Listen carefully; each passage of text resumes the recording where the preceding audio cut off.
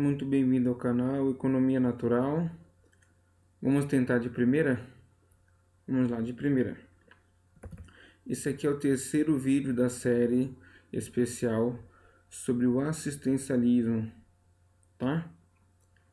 Então, o assistencialismo, esse é o terceiro de três. Então, os fundamentos do assistencialismo é a recorrência. Quando passa a ser uma recorrência, ou seja, não é apenas uma ajuda, uma força, não é uma vacina. Uma vacina é algo isolado, dar uma vacina para alguém, medicar alguém. Agora, ele se torna. É quando a assistência se torna recorrente. E no caso, como estou considerando como eu estou considerando o Estado legítimo, quando ele está em harmonia com o mercado, com a pessoa e o próprio Estado, os três, então eu já estou considerando aqui que não é legítimo a saúde, a educação, o transporte, tá? Eu vejo como não sendo serviços do Estado. Podemos até discutir sobre ele suplementar, né? Agora, não estou nem considerando isso, eu estou considerando aqui a tutela. Quando pega o indivíduo, uma família, enfim, uma criança, e essa criança, esse idoso, essa família se torna tutela do Estado. O Estado é responsável. Então, a pessoa afastada, a creche de uma criança, insumos de um doente. Então, é quando isso se torna corriqueiro e mensal. Então, os pagantes de impostos têm que arcar com essas despesas mensais. Inclusive, eu creio que o assistencialismo ele é pior do que você dar uma terra para um sem terra, um lote. Pior do que você dar um assentamento, né, para um sem terra. Pior do que você dar uma casa para uma família. Você chegar e dar um imóvel para uma família morar e lavar as mãos não é tão grave quanto você deixar um povo às custas da nação. Isso é mais temerário.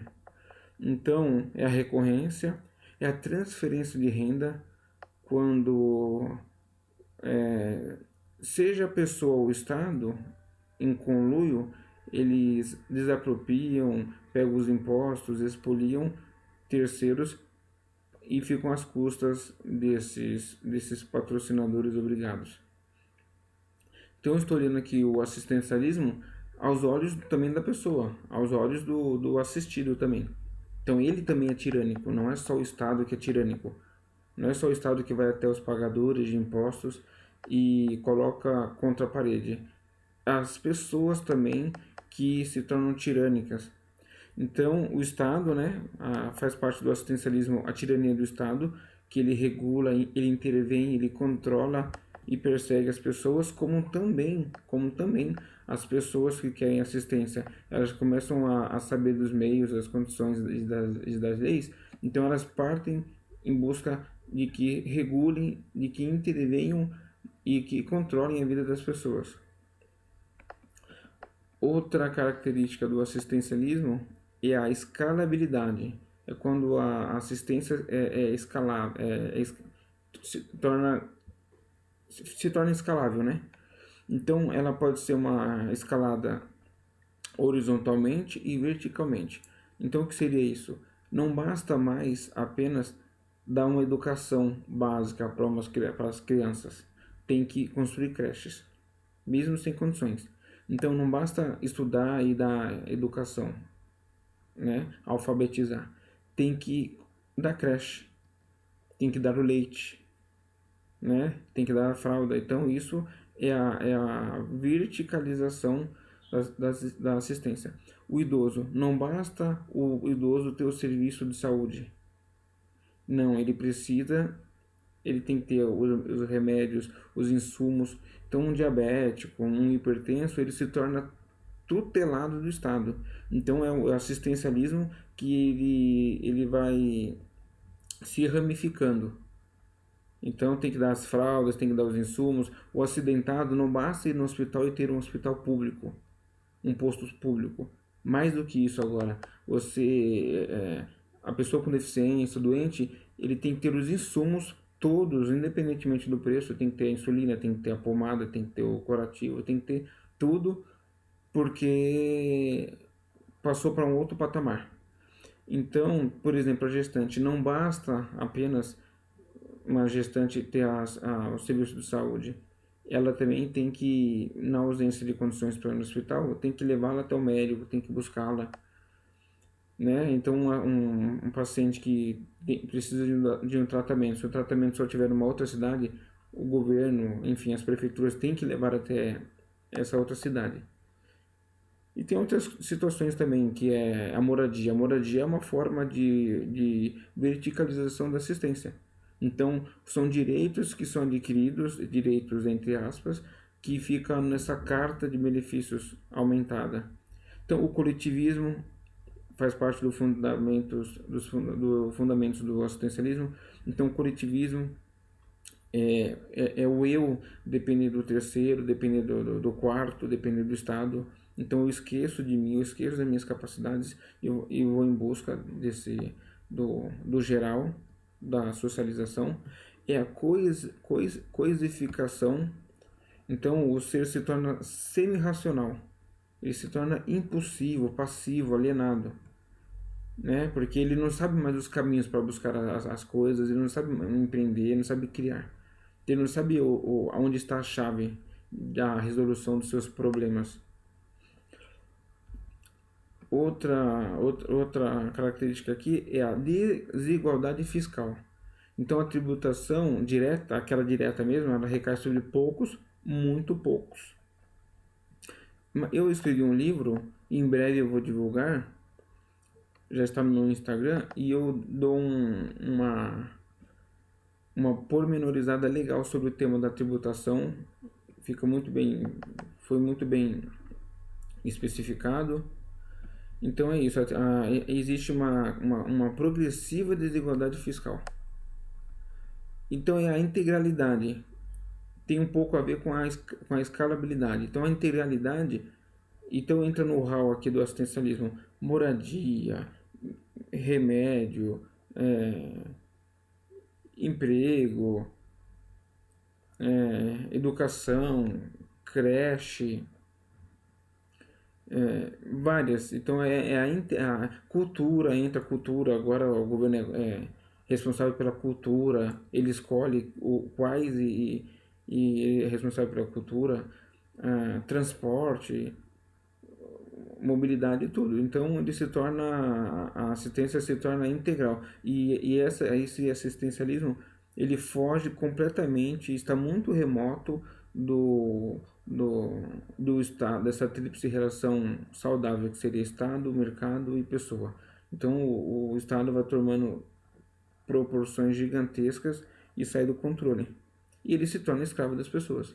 De fato, o mercado vai ficando pequenininho, o Estado vai se agigantando e o Estado se torna escravo das pessoas. Muito contrário do que pensam. Que na verdade as pessoas, os brasileiros, são escravos do Estado. Não. O Brasil é escravo dos brasileiros. Essa é a grande verdade e com o tempo eu vou deixar mais claro. Então existe a legislação da vida. Então a vida se torna legislada, porque existe o lobby, que existe vários tipos de assistencialismo. Não é só esse assistencialismo que conhecemos, que é o do leitinho, da medicação, do Bolsa Família. Não. São conselhos de classe que ficam vampirando nos profissionais liberais. É um tipo. Por exemplo, hoje é impossível ir numa academia sem ter que passar no médico, para o médico te autorizar a ir numa academia. Por quê? Porque os conselhos de classe vão em busca disso. Né? No caso, regular para deixar mais fechado e angariar benefícios. Por exemplo, no futebol, já estão querendo colocar regras lá, enfim, para dificultar a chegada de técnicos. Então, esse lobby, toda essa regulação, essa reserva de mercado também é uma forma de legislação da vida. Então, aqui as consequências do assistencialismo. Então, para o mercado, aos olhos do mercado, é improdutividade. Então, o mercado se torna improdutivo, há baixos investimentos. Então, nós vemos aí paredes sujas, carros com falta de manutenção. Então, existe condição de investir, de o mercado ficar mais robusto. Porém, o assistencialismo não deixa. Então, há baixos investimentos, racionamento. Então, falta utensílios, ou então é muito caro. Essa carestia também é em função do racionamento. Corrupção. Então, as empresas, os empresários se tornam mais, tem uma relação mais estreita com o Estado, com esse Estado grande, inchado, e é uma forma de corrupção.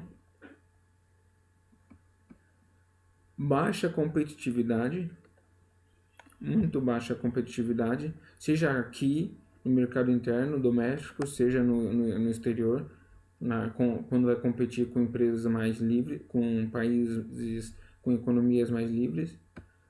O Estado provedor, então o Estado provém tanto para as empresas quanto provém para as pessoas. Então nós vimos agora uma gigante do mercado, da indústria automobilística ir embora do Brasil, porque ela queria mais subsídios, queria o Estado mais próximo, e com algumas mudanças ela saiu. Então não existe só a bolsa pessoa, existe a bolsa empresário também. Então, endividamento. Então, nós temos um país endividado e famílias endividadas. Temos uma economia superficial, uma economia superficializada. Temos um mercado com falta de lastro. Então, seja esse lastro com contratos, seja leis, menos leis, né? Então, e um mercado com falta de lastro, inflação, muitos processos trabalhistas. Então, o empresário só sabe quanto custou um funcionário quando ele vai embora e coloca na justiça. Então, é uma total falta de lastro. Temos um Estado tutor. Então, na verdade, o Brasil é um país pai. Uma economia crônica, com constantes recessões, com os ciclos econômicos, e nós temos uma defasagem estrutural, seja nas casas, seja nas empresas, nas indústrias e no país.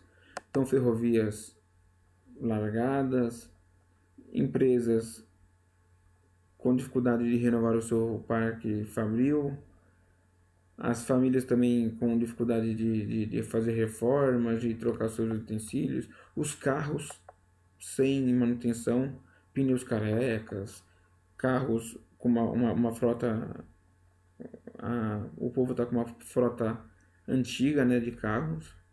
Então são consequências do assistencialismo, consequências humanas. Então, no que tange o Brasil, os brasileiros, pobreza, isso é notório, não preciso desenvolver sobre isso. Intrigas, então, discussões raciais, conflitos, atritos, jornalistas contra políticos, políticos contra jornalistas, partidos políticos da esquerda contra o da direita, discussões sobre gênero, dependência. Então, o Brasil hoje significa um balde cheio de caranguejo, onde um caranguejo faz todo um esforço para sair do balde. Quando ele está para sair, os outros caranguejos, na ânsia de sair do balde, puxam novamente para o balde. Então, isso serve também para o Brasil. O Brasil ele quer ajudar a baixa renda tirando dos ricos. E se não tirar dos ricos, não pode ajudar a baixa renda. Então está numa dependência absurda, as pessoas dependendo do governo, o governo endividado, então é a dependência. As pessoas não sabem andar pelo caminho próprio, com as próprias forças, ou não sabem o caminho. Então temos aqui também oportunismo. Então o governo cria várias brechas para aquecer a economia, cria direitos e o povo cai nessa cilada e tem muito oportunismo aqui, muito oportunismo, seja através de leis, seja através de projetos. Então criou-se um povo muito oportunista, a não reciprocidade. Então, o mercado não é recíproco com o governo não é recíproco com as pessoas não são recíprocas com o mercado. Então, o funcionário não é recíproco com o patrão. O que mais? Então, e a falta de reciprocidade das pessoas umas com as outras. Porque como ela sabe que pode contar com o Estado ou vai buscar o que precisa no fator externo, com associações, com secretarias, com prefeituras, então não é essa reciprocidade, um não ajuda o outro. Há um conformismo, já está consagrado um conformismo, então é assim mesmo, assim vai ficar. Há um parasitismo, então muitos jovens na dependência de pais, muitos jovens em pessoas com idade economicamente ativa na dependência de avós, de aposentados. Esses aposentados estão no laço do assistencialismo e esses são dependentes desses aposentados.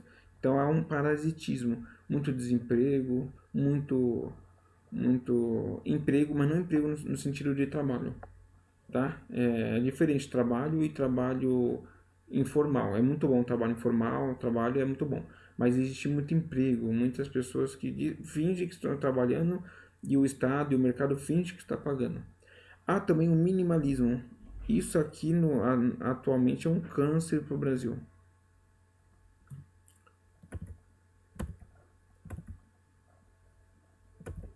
Então, atualmente, esse minimalismo é um câncer. Significa as pessoas fazerem o mínimo necessário para sobreviver, ou então para ficar numa boa. Então, já é possível com a tecnologia, já é possível com essa política de bem-estar social, já é possível fazer o mínimo. Precisa de uma internetzinha, vai no hospital, vai numa escola, tem de graça. Trabalhar, pinga ali do governo, pinga ali de alguém, precisa de uma medicação, vai buscar de graça. Então é o mínimo. E o mercado também caiu nessa corda, está se enforcando. Porque fazem promoção, caindo cada vez mais o preço. E aí o lucro é baixo, pouca capacidade de investimento, pouca capacidade de poupança. E fica nesse minimalismo. Não sai do lugar. Alienação. Então a população está alienada, não tem articulação, não tem noção de nada. Vão buscar informação na imprensa, só mentira, só informações tendenciosas e está à mercê da sorte. Muita imoralidade, mesmo porque o, as pessoas não pensam duas vezes para cair na promiscuidade, em ações inconsequentes, porque as consequências desses atos ficarão para terceiros. Violência, então roubo, assassinato, agressões, cinismo. Então há um grande espaço para o cinismo no Brasil, muita hipocrisia. Então nós temos um coitadismo de segunda a sexta e uma esperteza nos sábados e domingos e feriados. Essa é a verdade. Então há muito cinismo, muita hipocrisia, muito vitimismo de segunda a sexta e sábados, domingos e carnavais. Aí há uma certa esperteza. Nós somos uma nação medíocre. Não sou eu quem está dizendo. Basta olhar os dados, olhar a realidade, que veremos que Aqui é o país da mediocridade. Quando a gente começa a chamar atenção um pouquinho, o governo vem, alguém vem. Então ganhou um pouco a mais, está melhorando de vida, aí é mais impostos, tudo. E as leis brasileiras, as leis, essa própria lei da Previdência, ela é uma lei medíocre. Então você que está abaixo da média, você que está aí satisfeito, que está aí ganhando um pouco, não suba, não se esforce, que nós não vamos mexer com você. Agora, se você pensar em ganhar mais, vai aumentar progressivamente a sua taxa de previdência. Mesma coisa os impostos. Quanto mais ganha, mais paga imposto. Quanto menos ganha, menos paga. E, novamente, essa parte sobre impostos, sobre renda, sobre as classes econômicas, eu dei um show no meu livro, ficou muito bem explicada, de uma forma super prática. Outra situação aqui é a covardia. Então, como o cenário é de escassez de oportunidades, é, escassez de oportunidade e muita tutela por parte do país pai, do paizão Brasil, então há muita covardia. Então, você tomar as rédeas, você tentar vencer, é, não há um incentivo para isso, não é estimulado, então há muita covardia. E há também consequência que está relacionada à imoralidade. Então, são muito imorais com pouca consequência.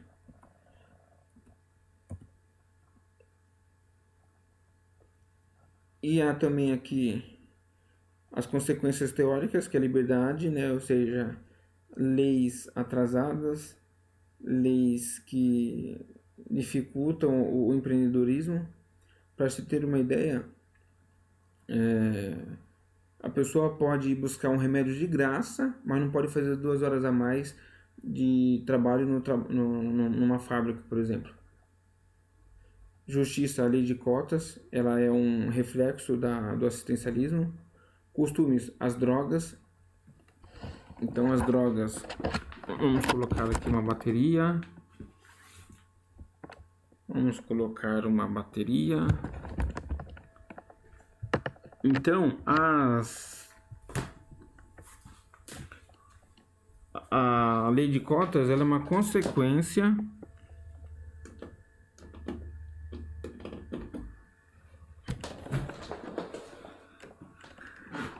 legal. Voltei. Então, a lei de cotas é uma consequência, seja as cotas para concursos públicos, seja cotas para entrar na universidade, ela é uma consequência do assistencialismo. Então, você diz para as pessoas que elas não têm condições, que elas não precisam estudar, para que você vai estudar 4, 5, 6, 7 anos? Se você pode muito bem, já esse ano ou ano que vem, passar na frente de uma outra pessoa pela cor da pele. Mais um desses absurdos. Então, nós temos aqui as drogas, um equívoco contemporâneo mundial. Não sabemos o que é pior. Se é deixar as pessoas livres, como elas vieram da natureza, e elas serem responsáveis pelos seus atos. Deixa lá ela, quer usar droga, usa droga, quer se envenenar, se envenene. E agora só não pode sair por aí agredindo nem roubando ninguém. Agora, se quiser usar droga, se quiser fazer o que quiser fazer, faça.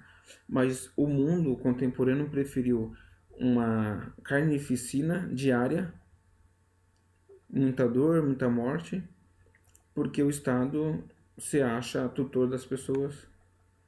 Então, nós temos aqui também como assistencialismo, muitos jovens em idade produtiva sendo bancados, patrocinados, internados em casa de repouso com o dinheiro de impostos de famílias que deram certo. Então, mais uma parte desse assistencialismo brasileiro. A educação, que ela é ao mesmo tempo a verticalização e a horizontalização do assistencialismo. Então, nas discussões contemporâneas, nós temos agora a creche. Então, tem que fazer creche à torta direita. Então, não há um estímulo à conversa, à reciprocidade das famílias. Então, o governo, o Estado endividado, pobre, pouco produtivo, tem que criar creches a esmo, como se não houvesse amanhã, a toque de caixa. Então, isso faz parte do cinismo, onde muito é dado e ainda acha que é pouco. Direitos. Então, habitação, moradia. Eu sou de uma época que casa era um sonho. Então, você chegava aos 40, 50, depois de muito trabalho, talvez você não conseguisse a casa, mas você tinha um trabalho, você poderia produzir, ter a sua renda. Hoje, preferiu-se no Brasil dar casas, moradias a jovens. Conheço alguns jovens com 20 e poucos anos que já têm casa dada e que trabalham quando querem, quando... Agora eu pergunto, qual é o ânimo, qual é o estímulo de um cidadão ou uma cidadã acordar 7 ou 6 horas da manhã, num baita frio, chovendo, aquela chuva torrencial, e trabalhar e aguentar um chefe? Eu não vejo sentido, eu acho que não há nexo. Então você vai sair da sua casa, que o básico você já tem, o principal você já tem, que é a casa.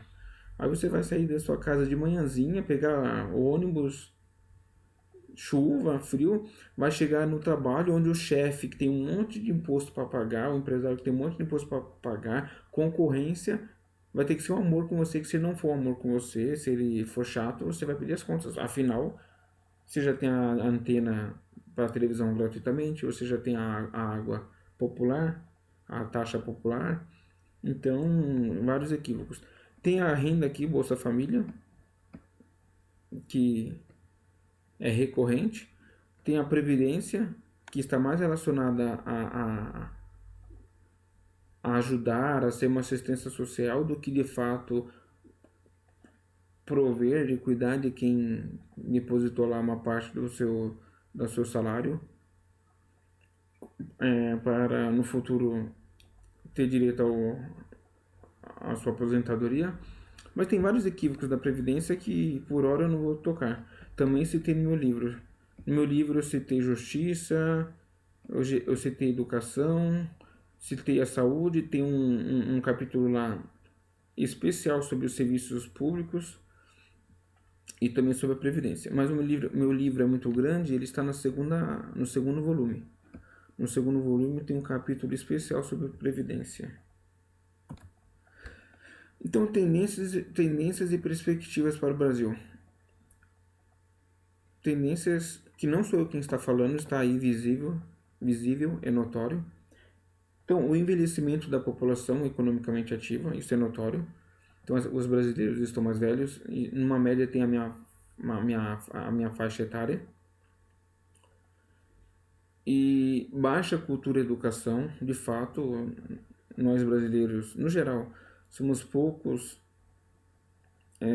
articulados, pouca cultura, pouca noção do mundo, pouca capacidade de agir, pouca proatividade. Estamos endividados, no geral as famílias, as empresas, o Brasil está endividado. Considere os times de futebol, os clubes estão endividados. Os clubes de futebol estão endividados. Então, temos uma propensão à promiscuidade e às futilidades. Não sou eu também que estou dizendo, basta olhar as músicas que tocam, os vídeos mais vistos no YouTube, basta olhar as pessoas, o que elas estão fazendo, o comportamento, que aí vai ver que a tendência... Não adianta você arrumar uma economia, não adianta você fazer todos uns cálculos econômicos, umas teorias, e você vai ver na prática mesmo o que está invisível embaixo do papel, uma propensão à promiscuidade, a futilidades, ao descartável, a... é isso. Então, o Brasil, tendências e perspectivas. O Brasil, por mais que não notem ou não percebam, o Brasil tem políticas assistenciais agressivas. Não pensem vocês que os brasileiros estão mal cuidados, são coitados. Não. O Brasil não perde para nenhum país de primeiro mundo, não perde para nenhum país de primeiro mundo em assistências, em políticas assistenciais. Seja para o idoso, seja para a mulher. Infelizmente, na parte das crianças, as crianças são as que menos. Ainda tem bastante, mas são as que menos têm incentivo, né? Menos têm assistência. Mas assistência para as mulheres, idosos, muita assistência. Então é casa, é fralda, é medicamento, é transporte especial, como eu falei, moradia, é renda, escola, hospital, pré-natal. Então o Brasil não perde para ninguém em questão é tratamento para dependência química. Então o Brasil não perde para nenhum país de primeiro mundo em políticas assistenciais agressivas. Porém, os países lá são de primeiro mundo, né? Aqui é de quarto mundo, quiçá quinto mundo. Então nós temos uma política agressiva em assistência, mas conservadora em economia. Então as contas não batem. As contas não batem. Você trata os brasileiros como bebê e os empresários como capetas. No Brasil também há, meio que entendendo o futuro, né, as perspectivas, há um custo-benefício desfavorável para a ação. Então, no Brasil hoje, o custo de agir não é favorável. Então, o custo de você abrir uma empresa, de você tentar, não é favorável. O custo-benefício de você trabalhar 30 dias, sendo que você tem tudo que você necessita no bairro, também não é favorável. Então, há uma aceitação também, aqui em sétima posição, há uma aceitação generalizada de pais tutor. A imprensa quer e ela pede mais e ela entende que o Brasil deve ser tutor. No geral, os economistas acham que o Brasil dá pouco, então ainda muitas falas como não injustiça social, dar para os menos necessitados, dar para os menos favorecidos. Então há isso e esse diálogo tem muito a ver com isso aqui, ó, com conformismo. Gera um conformismo. Então também há uma aceitação generalizada do país tutor, há uma baixa renda per capita. Então inverter isso aqui é o mais difícil. Baixa renda aqui, isso é muito difícil. Só aumenta essa renda aqui, ou incentivando negócios, que as pessoas empreendam, ou então, ou ao mesmo tempo, né, que larguem os empresários para produzir, as empresas para produzir, baixem os impostos, diminua essas políticas assistenciais e parem de criar passivos. Parem de criar passivos. Deixem saúde, educação, cultura com a iniciativa privada. Caso contrário, essa baixa renda aqui, que eu também citei no meu livro, essa baixa renda aqui é uma pedra no sapato. A fragilidade econômica. O Brasil tem pouca capacidade de pouco vigor econômico. E esse pouco vigor econômico que é difícil do Brasil, que dificulta o Brasil sair da cura da sua crise fiscal, que dificulta o Brasil poupar, investir. Temos uma insegurança jurídica. Então, na verdade, é um país com muita fragilidade econômica, com muita recessão e está vinculado aqui à falta de liberdade econômica. Então, para concluir, recapitulando, primeira ideia aqui era discutir o Estado. O Estado não é que ele é necessário ou não. O Estado, ele é inato, ele chega com as pessoas.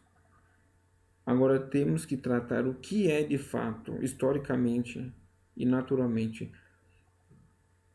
ações do Estado, ou bem recebidas ou aceitas, e o que é compulsório, expoliativo e agressivo. Então, a discussão, dá até para ter uma discussão sobre dar ou não dar uma vacina, o Estado criar regras. Eu fui numa farmácia ontem e lá tinha um aviso lá com o telefone da vigilância sanitária, com o telefone do hospital, com as regras, com a cartilha lá do conselho de farmácia. Isso é um ponto. Telefonia tem um monte de regras também.